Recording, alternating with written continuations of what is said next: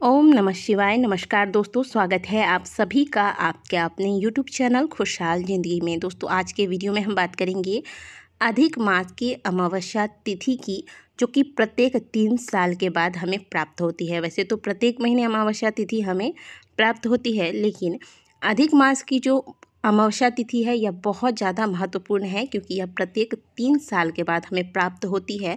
और इस महीने के अमावस्या तिथि पर किए गए पुण्य कर्मों का फल मनुष्य को जीवन पर्यंत मिलता है। इसका फल अक्षय है, जो कि कभी समाप्त नहीं होता। अधिक मास की अमावस्या तिथि का आरंभ 15 अगस्त को हो रहा है और इसका समापन 16 अगस्त को होगा। 16 अगस्त को उदया तिथि में अमावस्या तिथि की प्राप्ति हो रही है, इसलिए 16 अगस्त को ही अधिक मास की अमावस्या का स्नान, दान व पूजा पाठ जो भी आपको करना है, उपाय करना है, वह सभी पीपल पूजन इत्यादि सब 16 अगस्त को ही किए जाएंगे। तो 16 अगस्त को है अधिक मास की अमावस्या। इस दिन अमावस्या के साथ ही अधिक मास का समापन तथा पुनः एक बार शुद्ध सावन का आरंभ हो जाएगा। तो आज के वीडियो में हम जानेंगे कि आज के दिन ऐसा क्या करें कि हमारे खाते में ऐसा पुण्य जुड़ जाए जो कि कभी समाप्त न हो, जिसका फल कभी समाप्त ना हो। क्योंकि हमने आपको बताया कि अक्षय फलों की प्राप्ति होती है। तो ऐसा आज के दिन क्या करें, क्योंकि अगर पूरे महीने का व्रत आपने रखा है तब तो अच्छी बात है, लेकिन पूरे महीने का व्रत या नियम नहीं रख पाए हैं तो यह महीना समाप्त होते होते ऐसा क्या कर लिया जाए कि पूरे महीने का फल हमें प्राप्त हो जाए। यह अमावस्या तिथि बुधवार को पड़ रही है, तो इसका शुरुआत सबसे पहले भगवान गणेश का ध्यान करते हुए करेंगे। प्रातःकाल आपको आज के दिन सूर्योदय से पहले स्नान कर लेना है। स्नान के जल में गंगा जल और काला तिल मिलाकर हर हर गंगे बोल के आप स्नान कर लें। जो भी चीज़ें आपको दान में निकालना है, 33 मालपुए का दान करना चाहते हैं तो वो दान आप निकालें। अगर अन्न या फिर कुछ और दान करना चाहते हैं, वस्त्र वगैरह, तो वो सभी दान आज के दिन स्नान के बाद आप निकाल लें। दान आप किसी योग्य ब्राह्मण को या फिर किसी भी ज़रूरतमंद को कर सकते हैं। अमावस्या तिथि होती है पितरों की तिथि। पितृ जो है पितृलोक में निवास करते हैं और पितृलोक में जल की कमी होती है, इसलिए प्रत्येक अमावस्या को अगर पितरों के निमित्त तर्पण किया जाए तो इससे पितृ तृप्त होते हैं और पितृ तृप्त होकर अपने परिजनों को सदा सुखी रहने का आशीर्वाद देते हैं। एक बात गांठ मान लीजिए, अगर आपके घर में आप बहुत पूजा पाठ करने के बाद भी घर के सदस्यों की उन्नति नहीं होती है, घर में कलेश होता है, घर में कोई शुभ कार्य होते होते रुक जाता है, घर में हमेशा कोई ना कोई अस्वस्थ रहता है, हमेशा किसी न किसी परेशानियों से घिरे रहते हैं, तो इसके पीछे कहीं ना कहीं यही वजह हो सकती है कि आपके पितृ आपसे रुष्ट हैं, आपके पितृ आपसे अतृप्त हैं।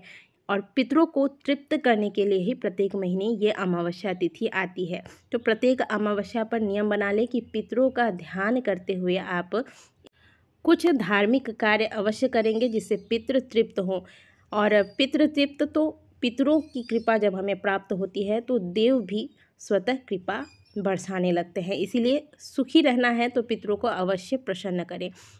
पितरों को प्रसन्न करने के लिए सबसे सुंदर उपाय है पीपल वृक्ष में दक्षिण दिशा की ओर मुँह करके खड़े होकर आप 1 लोटा जल, इसमें काला तिल डालकर और थोड़ा सा शक्कर, अगर मिल जाए तो गाय का कच्चा दूध डालकर, फिर पितरों का ध्यान करते हुए यह जल पीपल वृक्ष में अर्पित करें। इससे पितृ तृप्त होते हैं। पीपल वृक्ष में चढ़ाया गया जल, अगर आप पितरों को ध्यान करके यह जल चढ़ाते हैं तो यह जल सीधे सीधे पितरों को प्राप्त होता है। तो ये कार्य कर लीजिएगा। और एक कार्य कीजिएगा कि आज के दिन गौ सेवा करें। गौ सेवा से 33 कोटि देवी देवताओं की सेवा का फल हमें प्राप्त होता है और कभी भी जीवन में पितृ दोष नहीं लगता। तो गौ माता को आज के दिन हरा चारा या फिर गुड़ और रोटी अवश्य खिलाएं। अगर हो सके तो गौशाला में दान करें। और आज के दिन शाम के वक्त जब आप दीप दान करेंगे तो एक दीप दान गौशाला में जाकर भी संभव हो सके तो अवश्य कीजिएगा। आज जो भी आप भोजन बनाते हैं, इसे ग्रहण करने से पहले परिवार में कोई भी सदस्य इस भोजन को खाए, इससे पहले भोजन में से थोड़ा थोड़ा सा करके आप 3 हिस्सा निकालिए। पहला हिस्सा तो आप गौ माता को देंगे, जैसा कि हमने आपको बताया कि आज के दिन गौ सेवा करने का विशेष महत्व है। दूसरा हिस्सा कौवे को दीजिएगा घर के छत पे या फिर कहीं भी जहाँ आपको कौवे दिख जाए, तो कौवों के लिए यह हिस्सा रख दीजिएगा और एक हिस्सा आज के दिन आप कुत्तों के लिए निकालिएगा। ये 3 प्राणियों को अगर आप अमावस्या तिथि पर नियम पूर्वक इस प्रकार से प्रत्येक अमावस्या को भोजन कराते हैं तो इससे पितृदोष समाप्त होता है। आज के दिन महादेव के मंदिर अवश्य जाइएगा और बहुत ही सुंदर सा उपाय है जिसका वर्णन शिव महापुराण के कथा के अंतर्गत किया गया है। कहीं से भी एक कनेल के पुष्प की व्यवस्था कर लीजिए, अभी समय है, आज ही कर लीजिए। और कई स्थानों पे तो मंदिरों में कनेल के पुष्प, भगवान भोलेनाथ के मंदिरों में भी उनके प्रिय पुष्प, बेलपत्री, शमी के वृक्ष वगैरह आपको मिल ही जाते हैं। तो अगर मिल जाए तो वहाँ से ले लें, नहीं तो जहाँ से संभव हो आप एक कनेल के पुष्प की व्यवस्था कर लीजिए।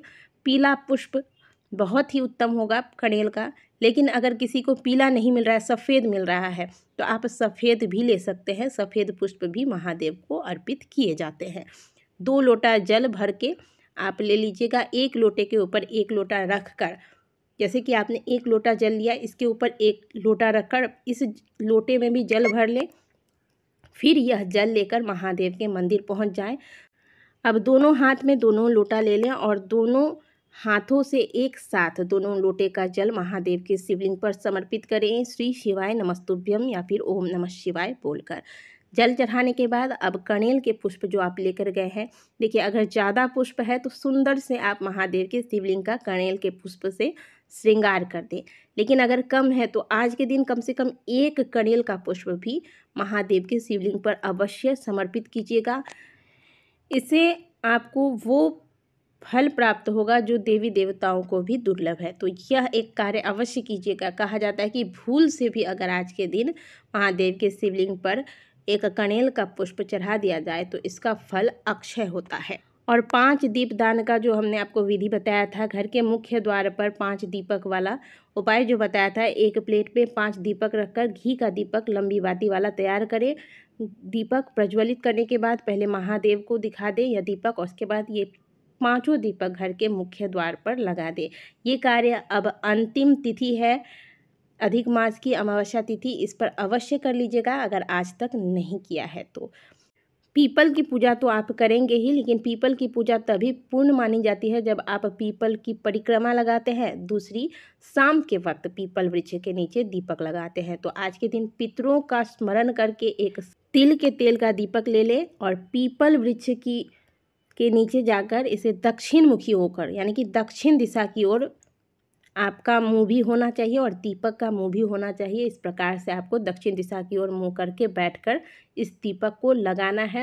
याद रखिएगा कि जब आप दीपक लगाएंगे तो पितरों का ध्यान कीजिएगा और दीपक की दिशा भी दक्षिण दिशा की ओर होनी चाहिए, इससे भी पितृ प्रसन्न होते हैं। ये कार्य अवश्य कीजिएगा। साथ ही ध्यान रखिएगा कि जो भी आपको दान इत्यादि करना है तो दान का जो समय है वह सूर्यास्त के पहले का होता है। कुछ भी दान करना है तो सूर्यास्त होने के पहले ही दान कर लें। तो दोस्तों इस प्रकार से आपको अधिक मास की अमावस्या पर पहले तो घर में पूजा पाठ जो भी करना है कर ले, तुलसी जी की सेवा करें, इसके बाद पीपल वृक्ष की पूजा कर ले, महादेव के मंदिर जाकर जो आपको कनेल के पुष्प वाला उपाय बताया है वो कर ले। ये कार्य आप प्रातःकाल भी कर सकते हैं और चाहें तो प्रदोष काल में भी कर सकते हैं। गौ माता की सेवा करें। इस प्रकार की ये सारे सत्कर्म करके आप अपने पितरों को और अपने सभी देवी देवताओं को प्रसन्न कर सकते हैं, उनका आशीर्वाद प्राप्त कर सकते हैं। वीडियो अच्छी लगी है तो वीडियो को लाइक कीजिएगा, कमेंट बॉक्स में हर हर महादेव अवश्य लिखिएगा। मिलते हैं आपसे अगले वीडियो में, तब तक के लिए ओम नमः शिवाय, हर हर महादेव।